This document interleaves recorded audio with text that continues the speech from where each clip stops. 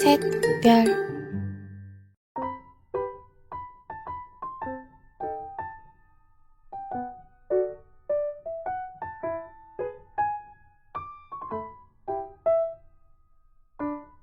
Bismillahirrahmanirrahim. Assalamualaikum warahmatullahi wabarakatuh. Perkenalkan, nama saya Hilda Nurul Hidayati, mahasiswa dari STAI Darut Tauhid, program studi hukum ekonomi syariah. Insyaallah video ini bertujuan untuk memenuhi tugas mata kuliah bahasa Indonesia. Selamat mendengarkan. Kita membahas terkait penemuan. Apa itu penemuan hukum? Menurut Paulus Hogan, penemuan hukum adalah sesuatu yang berbeda dengan hanya melakukan penerapan hukum. Perbedaan itu terjadi karena adanya kekosongan atau ketidakjelasan peraturan perundang-undang yang mana membutuhkan penemuan, baik melalui interpretasi, analogi, atau penghapusan dalam pengetahuan. Menurut Burbage, penemuan hukum terjadi jika ada suatu perundang-undangan yang belum diatur, atau dapat juga terjadi jika ada aturan yang tidak jelas penggunaannya dan hakim dapat bertindak sesuai inisiatifnya dalam rangka menyelesaikan perkara tersebut. Terjadinya penemuan hukum ada tiga. Yang pertama ada kekosongan hukum, yang kedua ada kekauran hukum, yang ketiga ada inkonsistensi.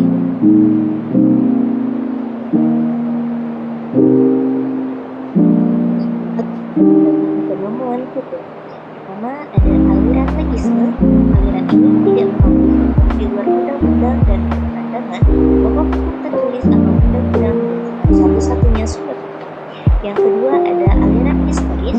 Aliran ini menganggap bahwa undang-undang tidaklah cukup atau tidak lengkap, dan selain undang-undang masih ada sumber hukum lain, yakni kebiasaan. Yang ketiga adalah aliran Background Jurisprudence. Aliran ini menganggap bahwa hukum merupakan suatu sistem tertutup yang mencakup segala-galanya.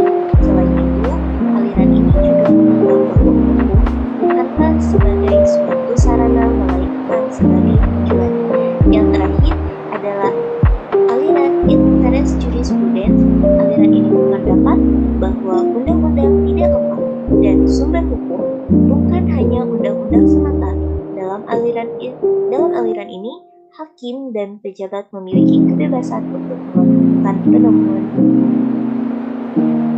Selanjutnya ada aliran Sociologis Reduction. Aliran ini menentang aliran sebelumnya, tidak setuju jika hakim diberikan kebebasan dalam melakukan penemuan hukum. Namun, aliran ini juga berpandangan bahwa hakim tidak sekedar corong undang-undang yang semata-mata hanya menggunakan undang-undang dalam memberikan keputusan, melainkan juga harus memperhatikan dan mempertimbangkan kebutuhan manusia. Yang terakhir ada aliran Fairness Reward. Aliran ini menilai bahwa tidak ada undang-undang yang sempurna dan menentang pendapat akan kesempurnaan undang-undang. Kemudian, aliran ini juga berpendapat bahwa hakim haruslah diberikan kebebasan dalam melakukan penemuan hukum. Berdasarkan pasal 20 AB, hakim harus mengadili berdasarkan undang-undang. Pasal 22 AB di pasal 14 Undang-Undang Nomor 14 Tahun 1970 mewajibkan hakim untuk tidak menolak mengadili perkara yang diajukan kepadanya dengan alasan tidak lengkap atau tidak jelas undang-undang yang mengadunya maupun wajib mengadili. Jika terdapat kekosongan aturan hukum atau aturan lainnya tidak jelas, maka untuk mengatasinya diatur pada pasal 27 Undang-Undang Nomor 14 Tahun 1970 yang menyebutkan hakim sebagai penegak hukum dan keadilan wajib kembali mengikuti dan memahami nilai-nilai hukum yang hidup di dalam masyarakat. Artinya, seorang hakim harus memiliki kemampuan dan keahlian untuk menemukan hukum atau rechtspreding. Rechtspreding adalah proses pembentukan hukum oleh hakim atau aparat penegak hukum lainnya dalam proses penerapan hukum terhadap peristiwa hukum yang konkret, dan hasil penemuan hukum menjadi dasar untuk mengambil keputusan. Selanjutnya,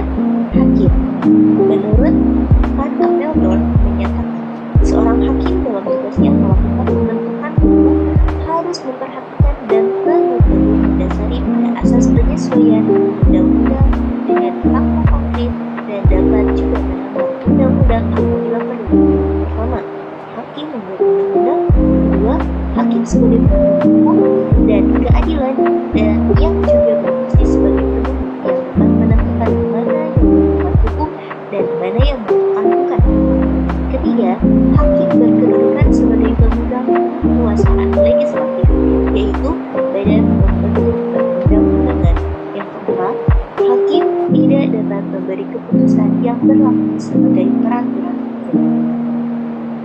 Penafsiran hukum menurut Suroso, penafsiran perundang-undangan ialah mencari dan menetapkan pengertian atas dalil-dalil yang tercantum dalam undang-undang sesuai dengan yang dikehendaki serta yang dimaksud oleh pembuat undang-undang. Menurut Ridwan Halim, penafsiran hukum ialah suatu upaya yang pada dasarnya menerangkan, menjelaskan, dan menegaskan baik dalam arti memperluas maupun membatasi atau mempersempit pengertian hukum yang ada dalam rangka penggunaannya untuk mencari masalah atau persoalan yang sedang dihadapi. Konstruksi hukum dan interpretasi. Apa itu konstruksi hukum? Konstruksi hukum adalah mencari cara mengisi kekosongan peraturan perundang-undangan dengan asas-asas dan sendi-sendi hukum. Adapun interpretasi dan penafsiran hukum adalah cara mencari arti dan makna suatu peraturan perundang-undangan. Macam-macam metode penafsiran hukum. Yang pertama ada gramatikal, yaitu menafsirkan kata-kata dalam undang-undang sesuai kaidah bahasa dan kaidah tata bahasa. Yang selanjutnya adalah historis, penafsiran sejarah undang-undang dan sejarah hukum. Sistematis, menafsirkan undang-undang sebagai bagian dari keseluruhan sistem perundang-undangan. Sosiologis atau teologis, makna undang-undang dilihat berdasarkan tujuan kemasyarakatan sehingga penafsiran dapat mengurangi kesenjangan antara sifat positif hukum dengan kenyataan hukum.